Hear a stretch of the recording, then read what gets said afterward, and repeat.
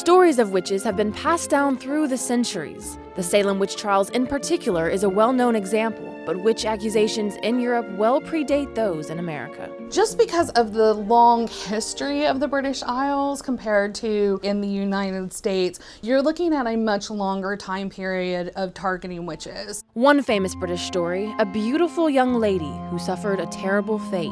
She's the prettiest girl in Britain, so there's a queue, right? But not terribly orderly. Right? A lot of pushing and shoving. After the death of her father and brother, she chose to marry. Though there were plenty of suitors, she chose Archibald Campbell of Skepney, a choice that did not sit well with others. And one of the people that weren't delighted was the Lord Lion of Scotland. He swore that if he couldn't have the girl, nobody else was going to have the girl.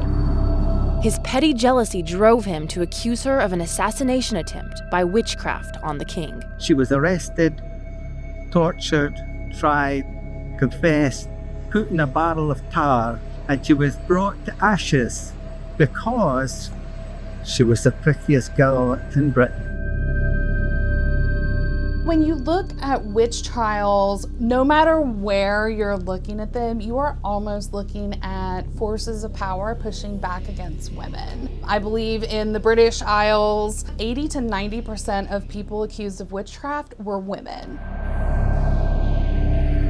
And it kind of became a way to target people that people didn't like. Often it was low-income women who were targeted, the rabble that perhaps somebody wanted to get rid of.